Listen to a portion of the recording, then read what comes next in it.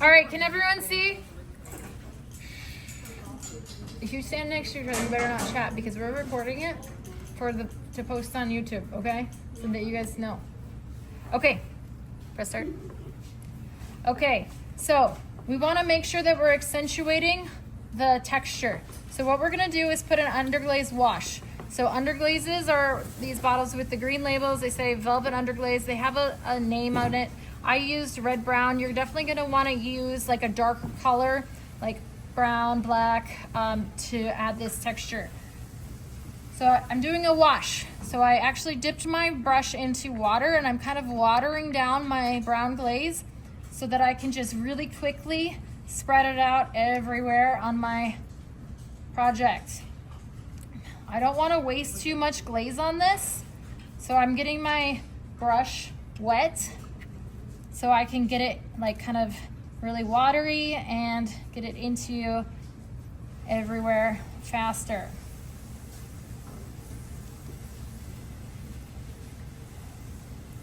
Okay, so after I get the underglaze everywhere, I'm gonna rub it off, okay? Because I just want it in the lines. So I'm going to take a damp sponge and I'm gonna scrub it. So if I scrub it lightly, I'm not pressing so hard that I'm taking all of it off. I wanna leave it in the lines so that they show up. So I'm just kind of rubbing it off the top because I want to show the texture. Like the whole point of this, putting all the texture on, is so that we can see it. We don't want to rub it all off and then what was the point of doing it? Or glaze it so thickly that you can't even tell that there was texture on it. So, right, you like how this looks? You can see the lines. And then you can go in and put details. Like I'm going to, you know, make the lights on in my house. So I'm taking some yellow underglaze and I'm just putting it in the windows. And you could be like really neat with this, or you can just kind of try your best. Underglaze, if you really want it to be to show up instead of be a wash, you need to put it on thick, especially like a yellow like this. Maybe this, you know, this door is gonna have glass on top, so I'm gonna put some of that on. It has glass in the middle too. You know, I have this green. I gotta have my bush. Maybe, you know, I think that's a little bit thick, so I'm gonna put it on and then wipe it back again, you know, just like try to disperse that color a little bit. Maybe I'm gonna make my window boxes have flowers on them, so I'm just gonna put a little bit of pink randomly. Maybe my front bush will have flowers on it too.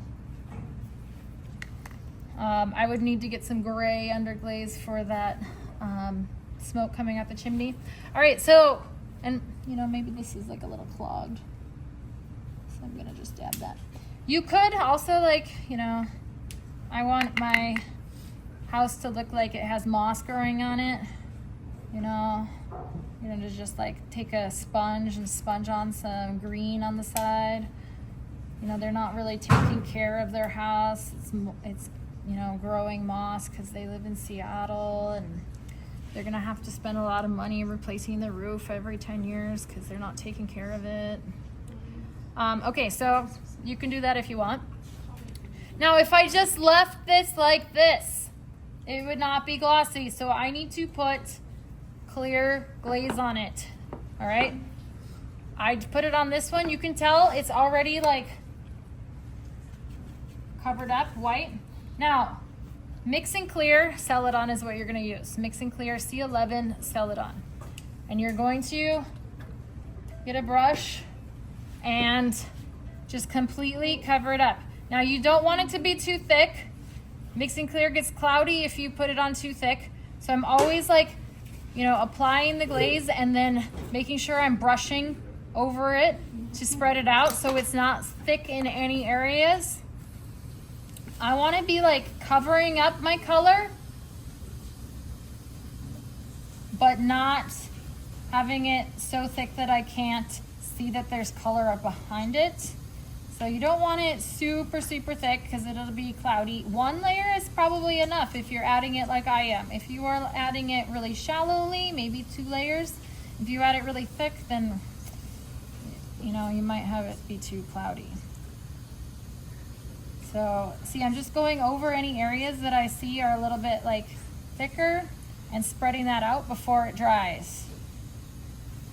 I'm skipping the smoke right now because I am going to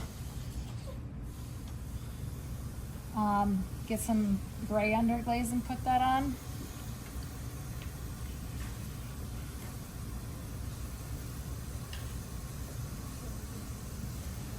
So this is going to go in the kiln and it is going to turn out shiny and clear. I know you think I've covered up all of my colors, but I know that this is going to turn out like this in the kiln. Well, this is a different underglaze underneath it, but it's going to be shiny. All right, so you can choose different underglazes.